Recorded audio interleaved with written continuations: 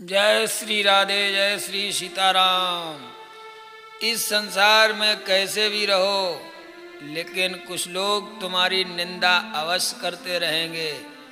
आप कितने भी सुंदर इंसान बनने की कोशिश करो, लेकिन जब भी इस संसार में निकलोगे तो कोई न कोई आपकी निंदा अवश्य करेगा, कोई न कोई त्रुटि अवश्य निकालेगा।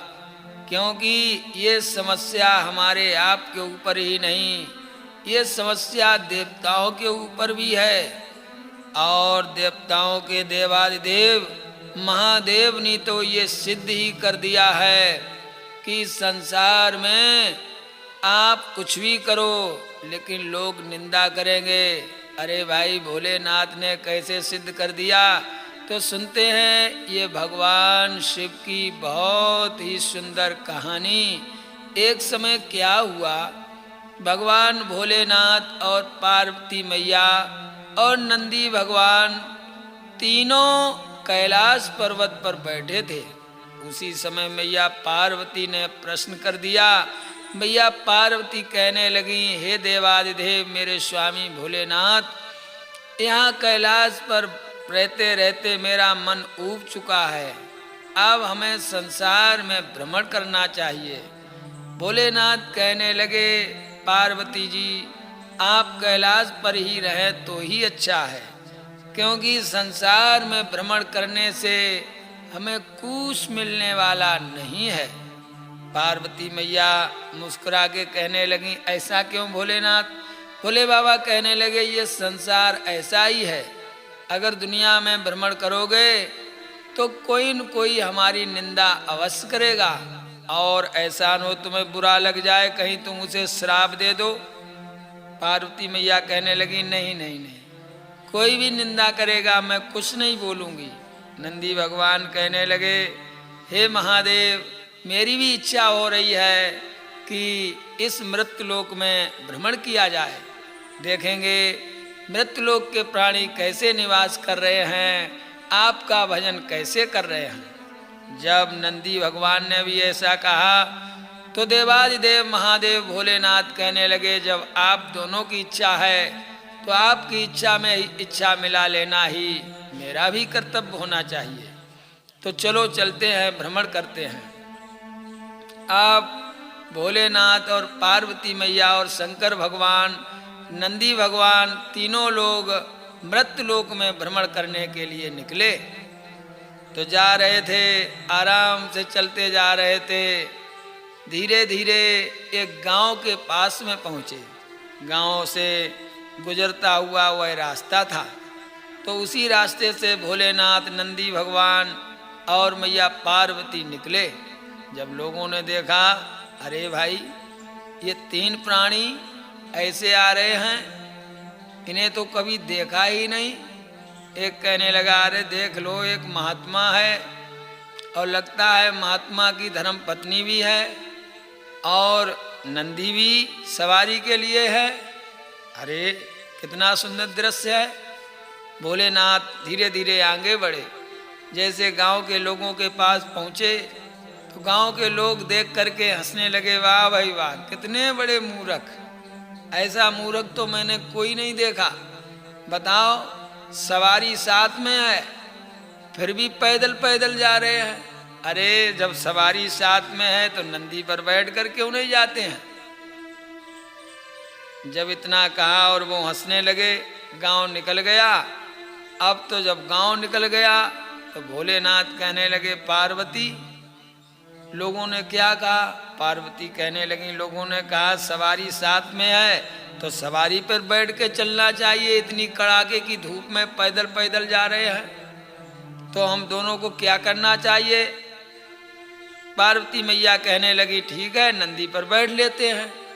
तो आज शंकर भगवान और मैया पार्वती नंदी पर बैठ गए और चलने लगे।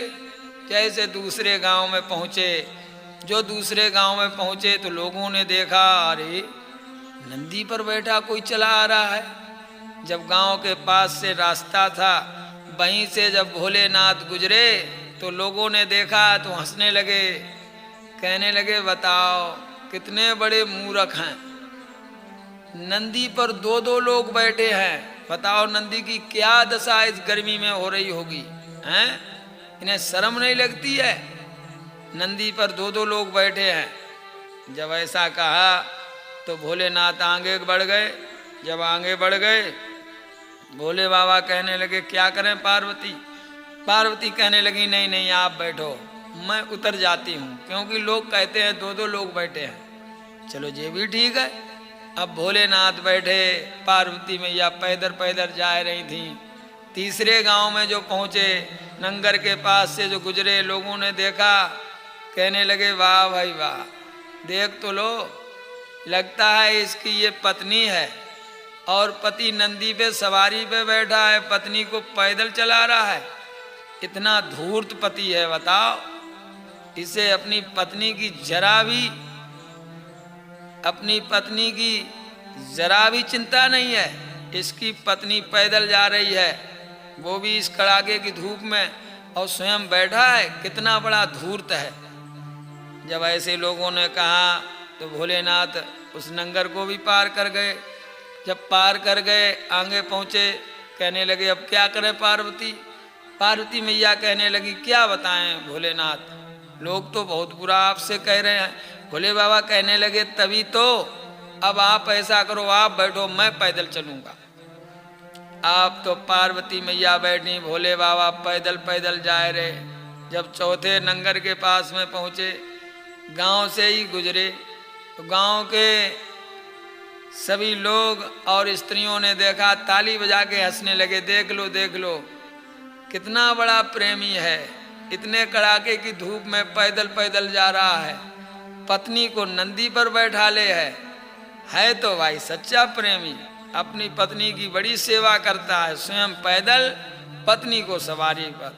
ऐसा तो कोई भी नहीं देखा। जब तरह तरह की बातें लोगों ने कही, भोले बाबा उस नंगर को भी पार कर गए। आगे पहुँचे, अब क्या करें पार्वती?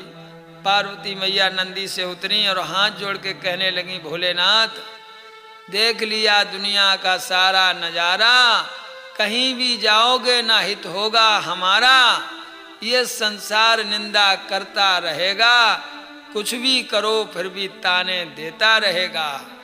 पार्वती मैया कहने लगी हे भोलेनाथ, मैंने संसार घूम लिया, इस दुनिया में कुछ भी करो, लेकिन संसार हमेशा आपकी निंदा करता रहेगा, मैंने समझ लिया। अगर आपकी बात मान ली होती तो इतना घूमने का परिश्रम हुआ इतना नहीं होता। मैं तो कैलाश पर्वत पे ही चलूंगी और आपके गुणगान करूंगी, आपकी सेवा करूंगी। ऐसा कह के शंकर भगवान, नंदी भगवान और पार्वती मैया कैलाश पर्वत पे आ जाते हैं। तो इस कथा से हमें ये शिक्षा मिलती है कि आप संसार में अगर अच्छा करोगे तो भी लोग कहेंगे अरे बहुत अच्छा कर रहा है, कैसा आदमी है ये। परोपकार करोगे तो कहेंगे ये तो निठल्ला है, ये तो पागल है, इससे कुछ भी मांगो दे देता है, इसे जरा भी ज्ञान नहीं है। तो आप कुछ भी करो, किसी की सेवा करो तो लोग कहेंगे ये तो नौकर है। तो संसार में अपने हिसाब से जिए, जहाँ तक बने सत्कर्म करते हुए ही जिए। जय श्री राधे, जय श्री सीताराम।